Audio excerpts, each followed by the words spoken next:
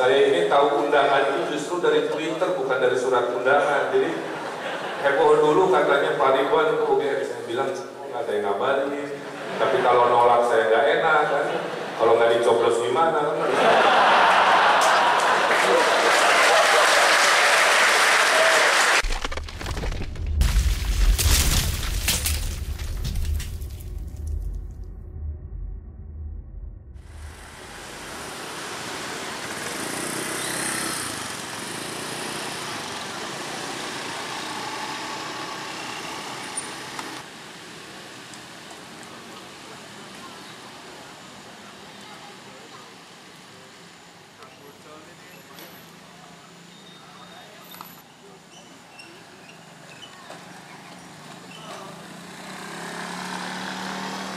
Dibukanya pintu langit yang seluas-luasnya untuk pengampunan kita agar kita bisa fitri atau suci dalam menjalani kehidupan kita selanjutnya.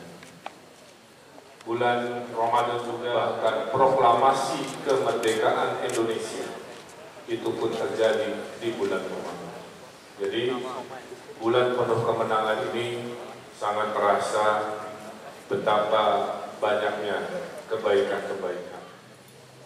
Allah pun berfirman, beruntunglah kita yang berkumpul hari ini, karena ini masuk kelompok yang mensucikan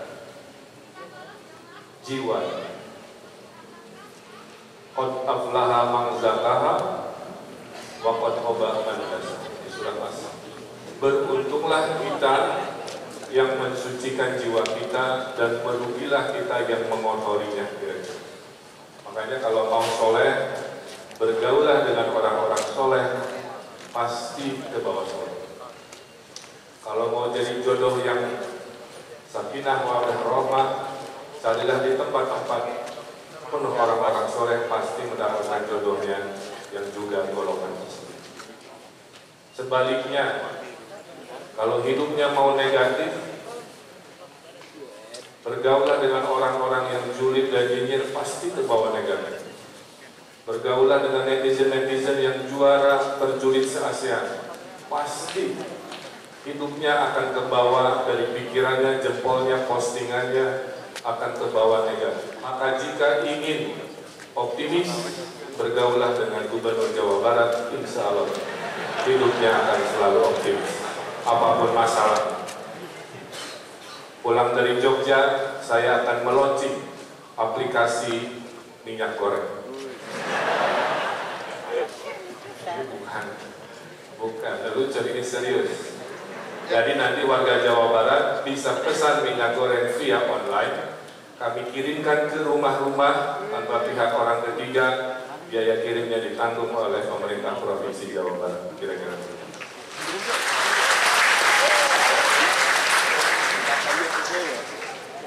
Kebetulan wilayahnya hanya Jawa Barat.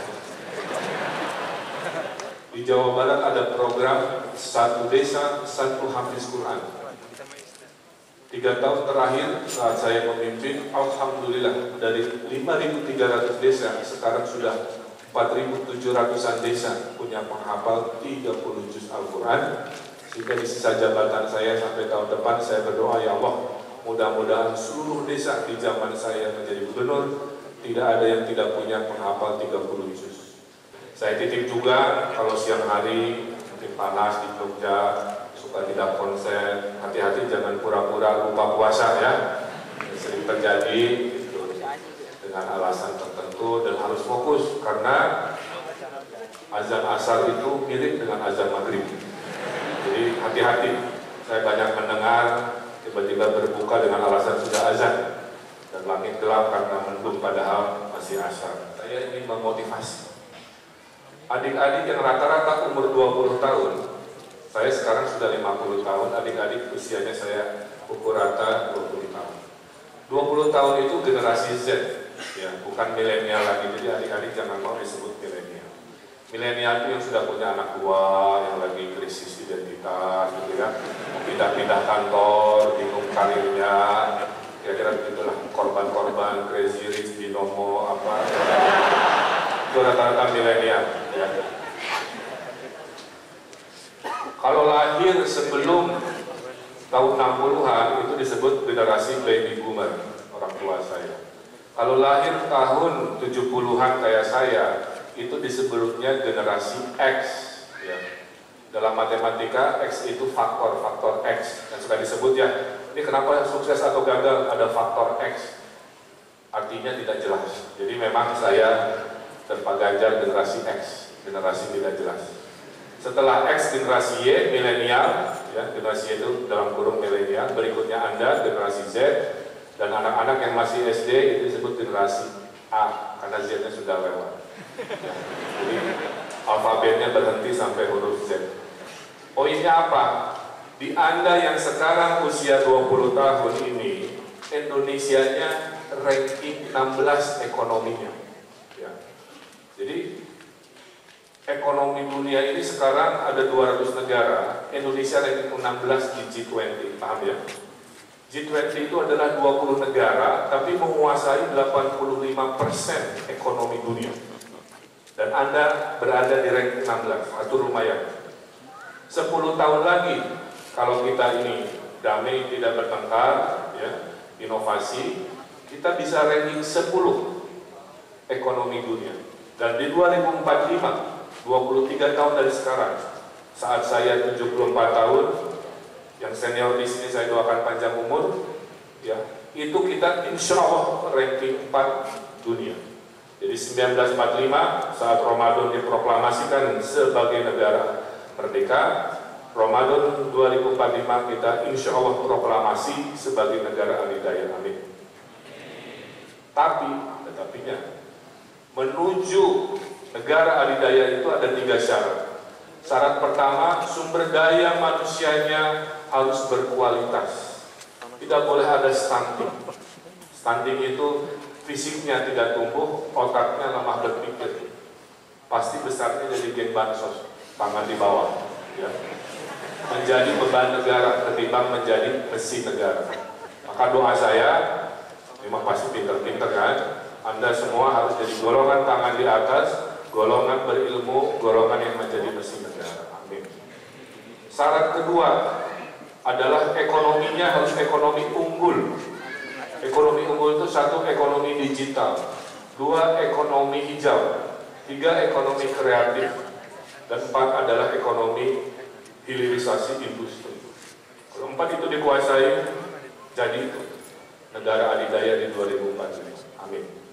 Nah, terakhir, syarat terberat menuju negara adidaya adalah yang terakhir ini, yaitu sosial politik harus kondusif, alias tidak boleh banyak kerusuhan, tidak boleh banyak pertengkaran. Saya menghimbau kepada seluruh jiwa-jiwa di sini untuk mengurangi nafsu, mengurangi potensi ingin bertengkar. Dari jempolnya, dari pikirannya, dari gerakannya, apapun, hindari yang disebut dengan pertengkaran. Saya Gubernur Jawa Barat, pengurus Kadin saya ada 3, pengurus Menwanya 2, organisasi sayap sebuah partai 2. Mau saya cairkan hibah, saya bilang nggak bisa karena ada dualisme. Mereka berdamai di atas meterai, hibah cair, uang diambil, setelah uang diambil, pecah lagi 2. KNPI 4 profesor, ya. Jadi negara kita itu mudah berpecah belah. Maka tidak heran dijajah Belanda begitu lama, karena orang Indonesia itu kalau dipatahkan dari dalam dia berpecah belah. Tapi Indonesia kalau sudah bersatu tidak bisa dikalahkan, kecuali sepak bola. Masih panjang ini. Saya titip, kalau betul kata Pak Ridwan 2045 kita akan proklamasi negara adidaya, Anda yang pegang bendera emas itu, kuncinya hanya 1, jangan mudah terpedaya. Padamkan itu pertengkaran di WA group, ya. Padamkan itu komen-komen kasar, bertengkar, bullying, body shaming di Instagram, kan begitu ya. Padamkan itu yang namanya provokasi-provokasi radikalisme. Karena ukuran negara maju, nah ini baru topik saya 5 menit terakhir. Saya ini tahu undangan itu justru dari Twitter, bukan dari surat undangan. Jadi heboh dulu katanya Pak Ridwan itu oke, saya bilang nggak ada yang ngabarin. Tapi kalau nolak saya nggak enak kan. Kalau nggak dicoblos gimana kan?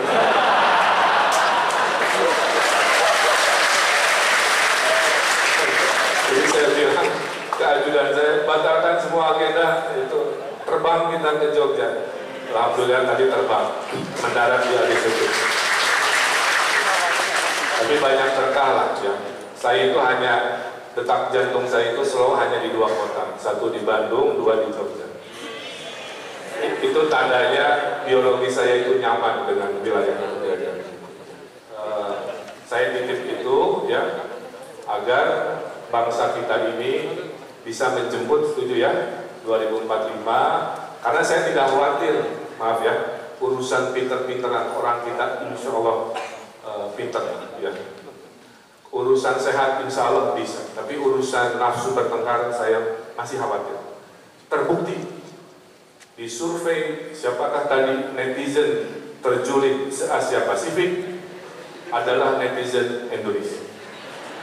Surveinya oleh Microsoft, diserbu itu akun Microsoft oleh netizen dengan ribu-ribu komen sampai akun Instagramnya tutup, Pak, membuktikan memang julid. Tapi saya ingin titipkan 2 survei yang positif, itu survei yang negatif ya. Jadi Anda jangan golongan itu.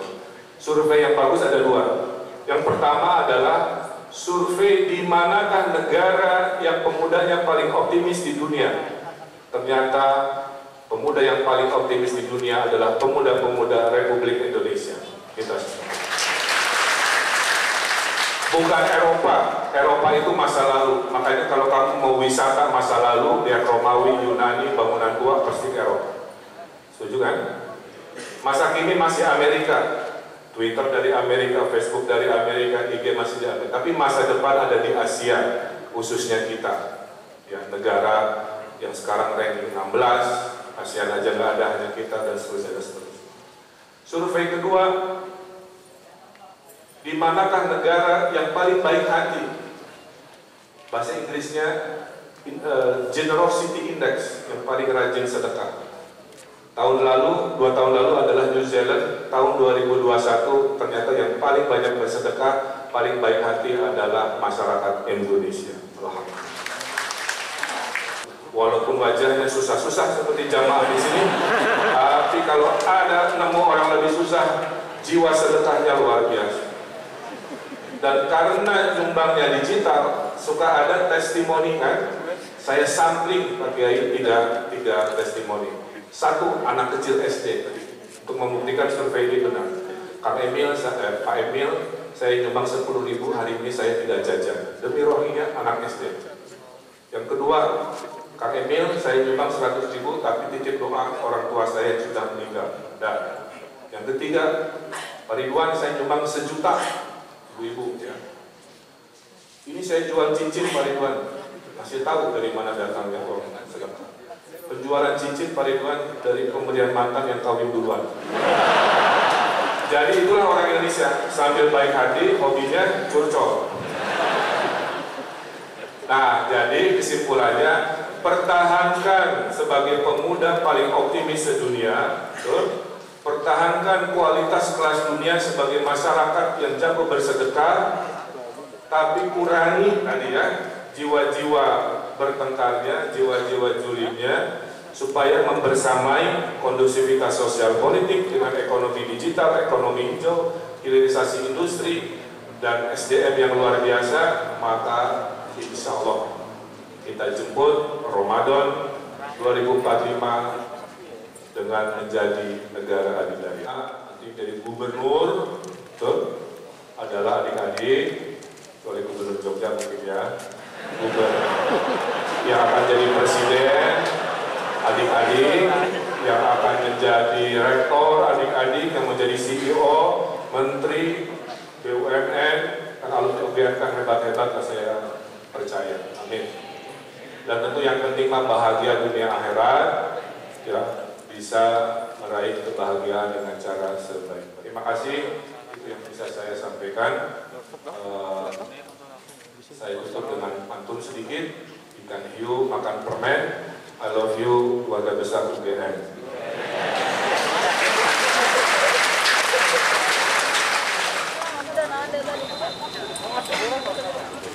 Biar kelihatan.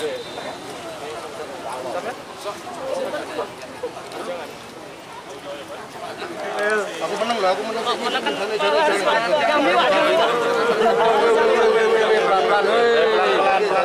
Pelan-pelan deh. Pelan aja. Besok 2024.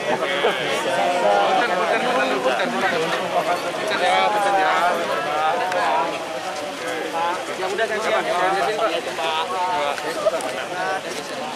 Tarikan. Punten ya. Punten. Foto Pak. Ya bentar Bu. Salam dari Lampung Pak. Dari mana? Pak. 2024 ya. Amin. Siapa Pak?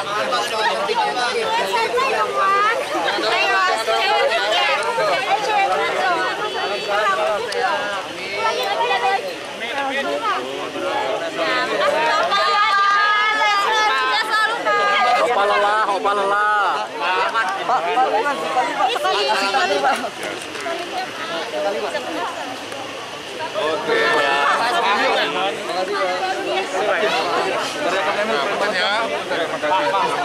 Semoga Bapak selalu sehat Pak.